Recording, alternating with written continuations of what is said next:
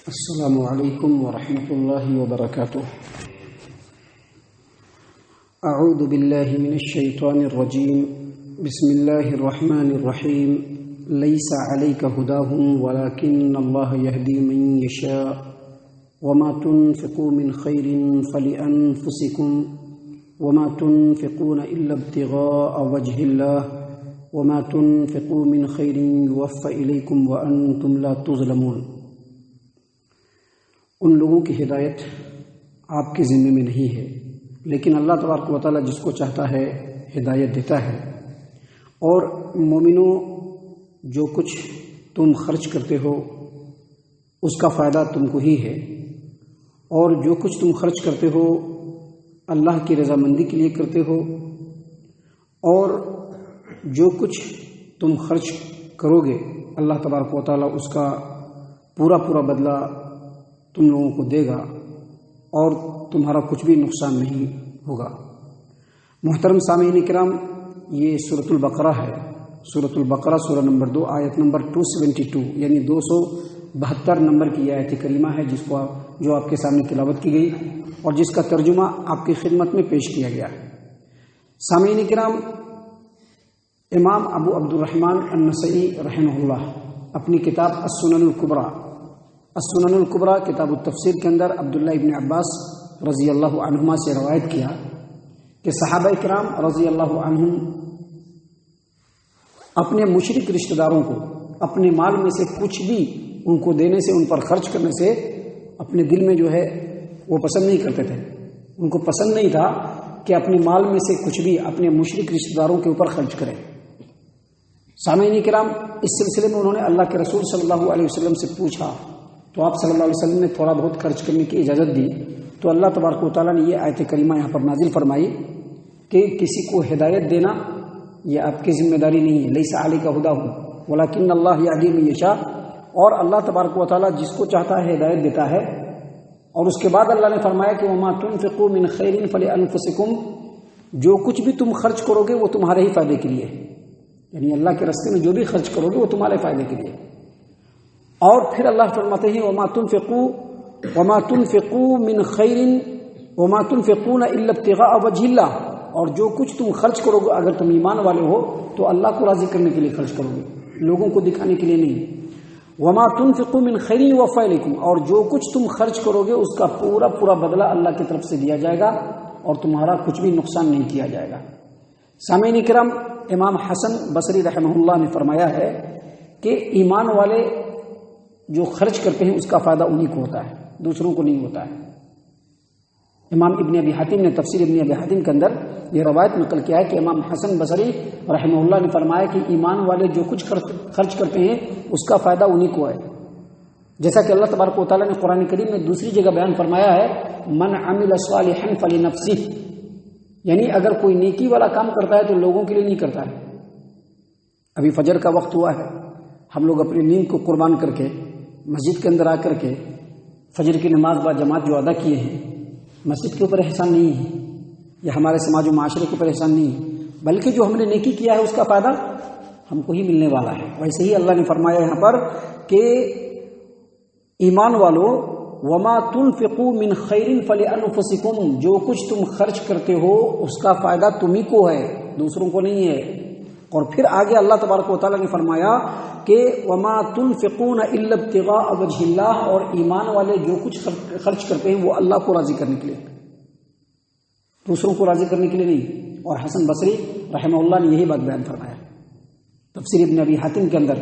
امام ابن ابی حاتم نے یہی بات کہا ہے کہ ایمان والے جو کچھ خرچ کرتے ہیں اس کا فائدہ انہی کو ہے، اور ایمان والے جو خرچ کرتے ہیں تو وہ دائیں بائیں دیکھ کر کے خرچ نہیں کرتے ہیں کہ کس کو دے رہے ہیں کس کو نہیں دے رہے ہیں، بلکہ ایمان والے جو خرچ کرتے ہیں وہ اللہ تبارک و تعالیٰ کو راضی کرنے کے لیے خرچ کرتے ہیں۔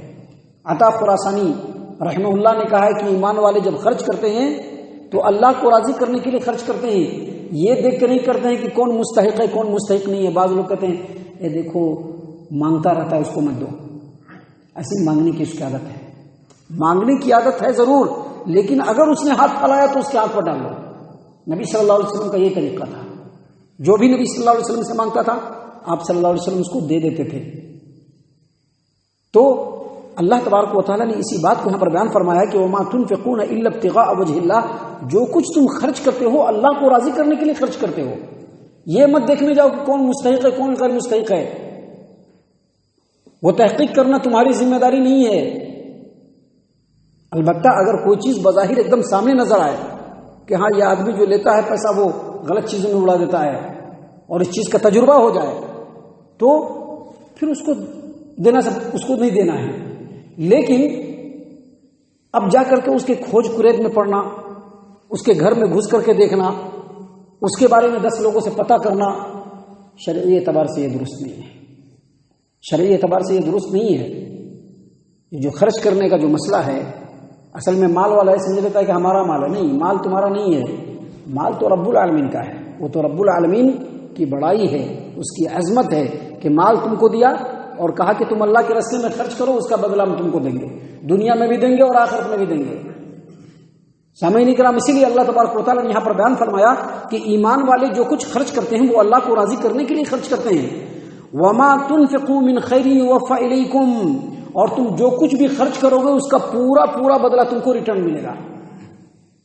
اللہ یہ نہیں دیکھے گا تم نے کہاں پہ خرچ کیا ہے. تم نے اللہ کو راضی کرنے کے لیے بظاہر دکھا کہ غریب ہے، مسکین ہے، محتاج ہے، ضرورت مند ہے، یا یہاں پر ہم کو خرچ کرنا چاہیے، بظاہر ایسا محسوس ہوا، خرچ کر دیا، پورا بدلہ ملے گا اور کچھ بھی نقصان نہیں کیا جائے گا، تمہارا کچھ بھی نقصان نہیں کیا جائے گا. سامعین کرام، صحیح البخاری کتاب الزکات حدیث نمبر 1421 نمبر کی روایت ہے. صحیح مسلم کتاب الزکات حدیث نمبر 1022 نمبر کی روایت ہے. ابو ہریرہ رضی اللہ عنہ روایت کرتے ہیں کہ نبی صلی اللہ علیہ وسلم نے فرمایا کہ ایک آدمی نے صدقہ کرنے کا ارادہ کیا، اللہ کے راستے میں خرچ کریں گے ارادہ کیا، اس نے ارادہ کیا اور نکلا پیسہ لے کر کے کہ اللہ کے راستے میں خرچ کرنا ہے. جاتے ہوئے اس نے ایک چور کو صدقہ دے دیا. چور تھا، چوری کرنے والا، اس کے ہاتھ میں صدقہ دے دیا. اب چور تھا، وہ لوگوں کے بیچ میں جا کے بولنے لگا کہ ایک آدمی ملا ہم کو صدقہ دے دیا ہے. سماج و معاشرے میں بات ہونے لگی. رات کو ایک چور کو صدقہ دیا گیا ہے. اس آدمی نے جب یہ بات سنی تو کہا کہ اللہ تبارک و تعالیٰ، چور کے ہاتھ میں صدقہ گیا، اس کے لیے اللہ تیرا بڑا شکر ہے، تیرا بڑا احسان ہے، میں ضرور صدقہ کروں گا. پھر وہ صدقہ کی پیسہ لے کر کے نکلا. صحیح البخاری کی روایت ہے. پھر وہ صدقہ کا پیسہ لے کر کے نکلا اور رات میں وہ ایک زانیہ عورت کو، بدکار عورت کو اس نے صدقہ دے دیا، اس کے ہاتھ میں صدقہ دے دیا. صبح میں پھر سماج و معاشرے میں بات پھیلی کہ رات میں ایک زانیہ عورت کو صدقہ دیا گیا ہے. اس آدمی کو جب پتہ چلا تو اس نے اللہ تبارک و تعالیٰ کا شکریہ ادا کیا اور کہا کہ اللہ تیرا شکر ہے زانیہ کے ہاتھ میں صدقہ گیا اس بات کے اوپر. اور کہا اس نے پھر کہ میں پھر صدقہ کروں گا اللہ کے راستے میں. پھر وہ پیسہ لے کر کے نکلا رات کو، اور رات کو پیسہ لے کر کے نکلا تو مالدار آدمی کے ہاتھ میں صدقہ دے دیا. صبح میں پھر چرچا ہونے لگا سماج معاشرے کے اندر کہ رات ایک مالدار کو بھی صدقہ دے دیا گیا. اس آدمی نے کہا کہ اللہ تیرا شکر ہے زانیہ کے ہاتھ میں، چور کے ہاتھ میں، مالدار کے ہاتھ میں صدقہ جانے کے اوپر اللہ تیرا بڑا شکر ہے، خوب شکر ہے اللہ تیرا. تو رات کو جب وہ سویا تو اس کے خواب میں ایک آدمی آیا اور کہا کہ تو نے جو چور کو صدقہ دیا، ممکن ہے کہ چور اس صدقہ کو لینے کے بعد چوری کرنے سے باز آ جائے اور چوری نہ کرے. اور تم نے جو زانیہ عورت کو صدقہ دیا، ہو سکتا ہے کہ وہ پیسہ ملنے کے بعد وہ عورت بدکاری نہ کرے.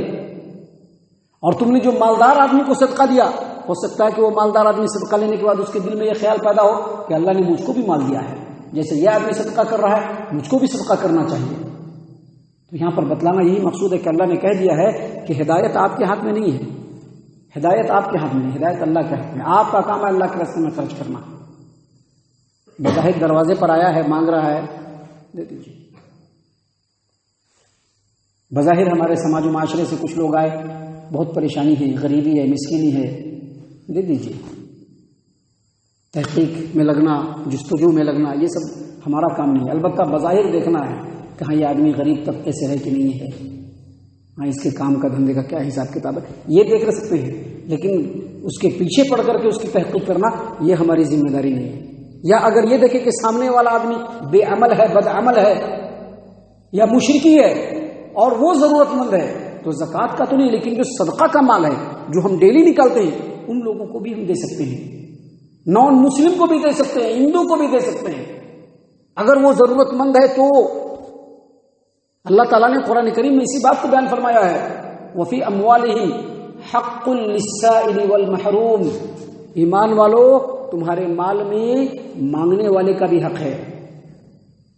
یہ نہیں کہا کہ مسلمان مانگنے والے، یہ نہیں کہا مسلمان مانگنے والے، یا یہ نہیں کہا کہ جماعت میں مانگنے والے،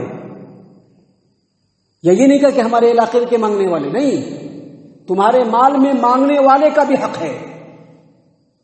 اور جو محروم ہے، چاہے وہ مسلم ہو یا نہ مسلم، اگر وہ محروم ہے، اگر وہ ضرورت مند ہے، اگر اس کی آمدنی سے اس کی ضرورتیں پوری نہیں ہو رہی ہے، تمہارے مال میں اس کا بھی حق ہے۔